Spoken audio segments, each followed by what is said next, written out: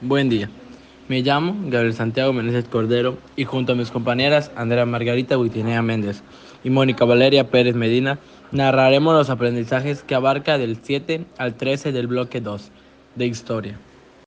A continuación les hablaré sobre el primer aprendizaje esperado. 7. Sitúa los hechos históricos más importantes que se suscitaron durante el descubrimiento y la conquista de Yucatán. Para empezar, los conquistadores que fueron los primeros en el área maya fue Francisco Hernández de Córdoba, que es español.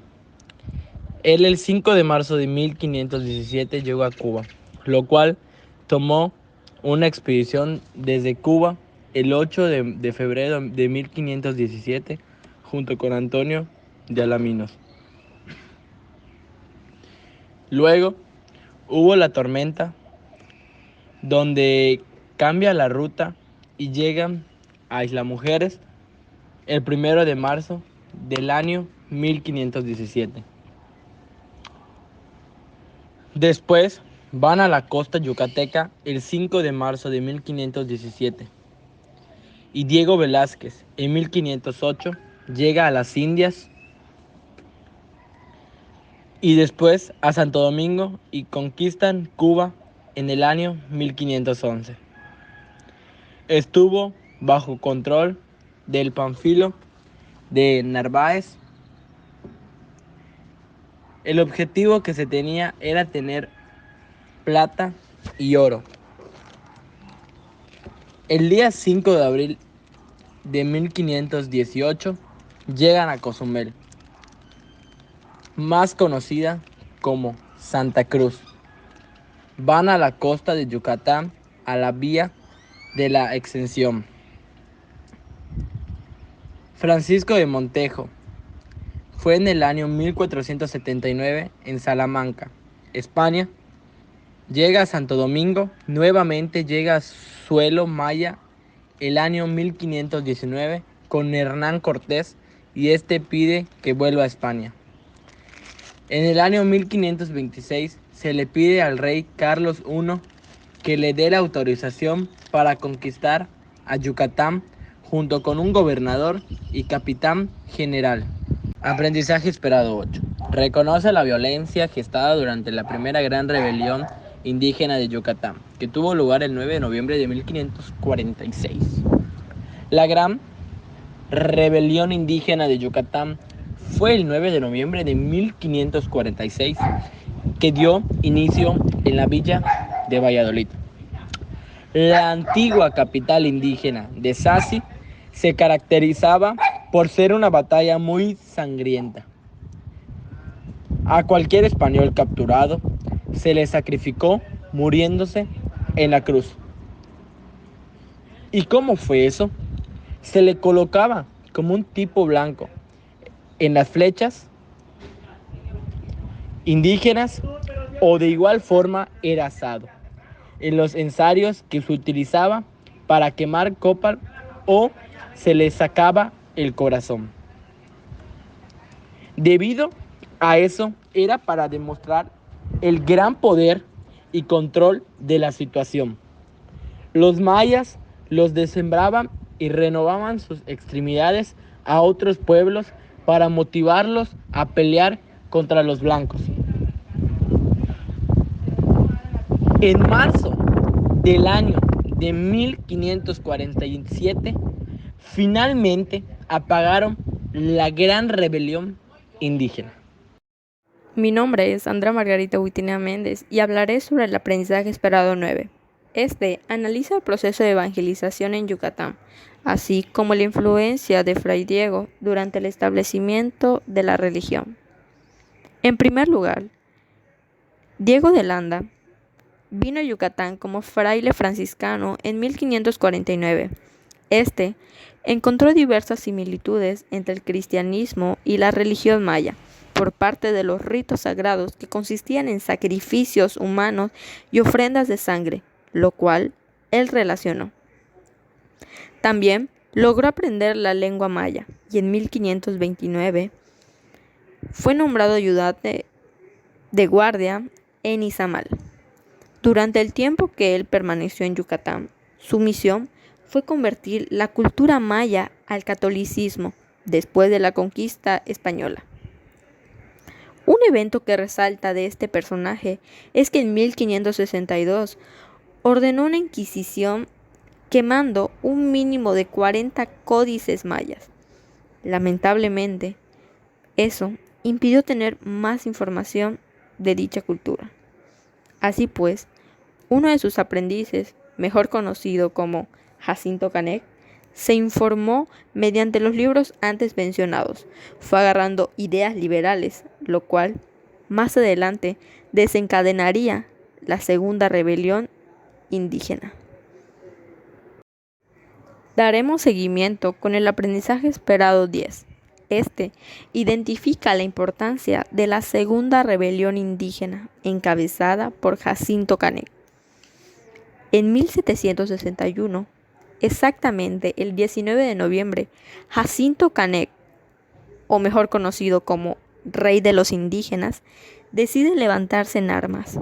Él aprovechó las fiestas que en ese momento había en Cisteil para dar guerra contra los españoles. A este suceso se le conoce como la Segunda Rebelión Indígena. Dicho personaje se autonombró Rey de los Indígenas. Junto a sus secuaces, les dijo: no teman, ya que supuestamente él creía tener poderes para resucitar. Esto en caso de que algún blanco les disparaba, haciendo referencia a los españoles. Todo este conjunto de ideas fueron obtenidas de algunos libros que antes leía. Algunos sacerdotes se percataron de esto. Así fue cuando Fray Diego quemó algunos códices mayas. Al librar dicha batalla, hubo mucha pérdida, quedando como resultado 640 muertos. Un fracaso total. Canek huye, pero más tarde fue atrapado en Mérida, recibiendo y condenado a morir el 14 de diciembre de 1761, torturado cruelmente. Sus seguidores fueron condenados a sufrir 200 azotes, entre otras mutilaciones. Los españoles quemaron Cisteil, donde inició todo y terminó injustamente. Posteriormente, se hablará sobre el aprendizaje esperado 11. Este analiza las repercusiones del proceso de independencia en Yucatán, identificando las causas y consecuencias de la lucha entre los federalistas y centralistas. En primera instancia, Benito Pérez tomó posesión del gobierno en Yucatán el 19 de octubre de 1800. Por dicho acontecimiento comenzaron sucesos en España, los cuales contribuirían en la independencia de México. El rey Fernando VII fue usurpado del puesto por la invasión de Francia a España. En su lugar quedó el rey de España, Napoleón Bonaparte, para más tarde ser reemplazado por su hermano José Bonaparte.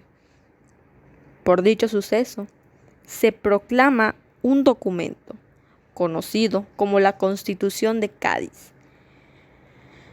Este documento fue publicado el 14 de octubre de 1812 en la capital yucateca. Se caracterizaba por incluir amplias reformas liberales. Así pues, existió un grupo conocido como los sanjuanistas, liderado por el padre Vicente María Velázquez. Se reunirían en la sacristía de la ermita de San Juan Bautista. Por eso, fue conformado principalmente por Manuel Jiménez Solís, José María Quintana y Lorenzo de Zavala. El propósito de este era juntarse para compartir sus ideas religiosas. Sin embargo, compartirían las mismas ideas liberales. El país estaba dividido, los centralistas y federalistas, los escoceses y yorquinos, los liberales y conservadores. Durante el proceso de la independencia de Yucatán, hubo 2 golpes centralistas y 1 federalista, luchando por sus ideales. La separación de Yucatán se enmarcó dentro de un movimiento federalista que inició el 29 de mayo de 1839, porque el gobierno le quitó ciertos derechos. El 1 de octubre de 1841, la Cámara de Diputados aprueba el Acta de Independencia de la península de Yucatán. De ahí se genera la misión de Andrés Quintana Roo. Fue un yucateco y perteneció al grupo de los sanjuanistas. Fue mandado por Antonio López de Santa Anna con el propósito de que Yucatán se incorporara. En agosto de 1842 fue presentada una escuadra militar mexicana en las costas de Isla del Carmen.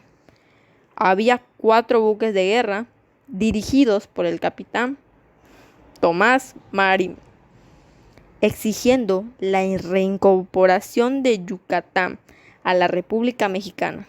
Así pues, dio fin la expedición cuando el gobierno de Campeche mandó a Washington una comisión para impedir el bloqueo del resto de los puertos en la península de Yucatán.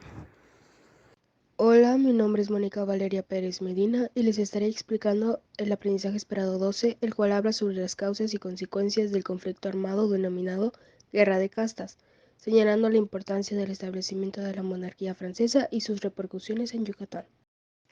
La Guerra de Castas fue el movimiento social que los mayas del sur y oriente de Yucatán iniciaron en julio de 1847 contra la población de españoles, que se encontraban establecidos en la porción norte-occidental de la península de Yucatán. La situación en la que los mayas se enfrentaban era cada vez más insoportable, ya que vivían dominados por un sistema esclavista en el cual eran tratados sin ningún tipo de derecho, y habían sido violentamente excluidos de sus propias tierras. Lamentablemente, su guerra duró más de un siglo. Los mayas eran perseguidos en bosques y al ser capturados eran vendidos como esclavos en Cuba, y el gobernador Miguel Barbachano le pagaba a la tropa para que no los matara debido a que había una posibilidad a un comercio. Fue Manuel Cepeda Peraza quien liberó a la ciudad de Mérida de las tropas imperialistas el 15 de junio de 1867, y por el motivo fue declarado benemérito del estado de Yucatán. Y Cecilio Chi fue un líder indígena maya, al igual que cacique de Tepic. Era uno de los principales líderes de la Gran Guerra de Castas. Una de las consecuencias que se llevó a cabo en el conflicto social fue que hubo cuartelazos y divisiones, así como rivalidad entre Campeche y Mérida, que concluyó en 1861. Con estos sucesos históricos de violencia y caos en Yucatán, se tuvo que aplicar las leyes de reforma, de forma radical, decomisando y derrumbando muchos conventos, entre ellos el inmenso convento de San Francisco, donde se hallaba un acervo bibliográfico colonial muy importante, el cual se perdió con la demolición, causando molestia entre la población católica. Los principales acontecimientos políticos que se dieron a cabo fue que el gobierno fuerte era personalista y centralizador del poder. Al igual tenían que renunciar a los principios políticos liberales, tenían que seguir los propósitos del régimen porfirista, al igual trataban de lograr la estabilidad política y la paz interna, impulsaban el crecimiento material, seguían la política represiva, al igual que la política conciliatoria. Los resultados obtenidos sobre todo esto fueron la estabilidad política y paz social, condiciones que favorecen el crecimiento económico. En el lado de su economía, su crecimiento económico notable fue apoyado en los principios del liberalismo económico, haciendo la libre importación y exportación. Sus actividades económicas principales eran la agricultura, minería y petróleo destinadas al mercado exterior.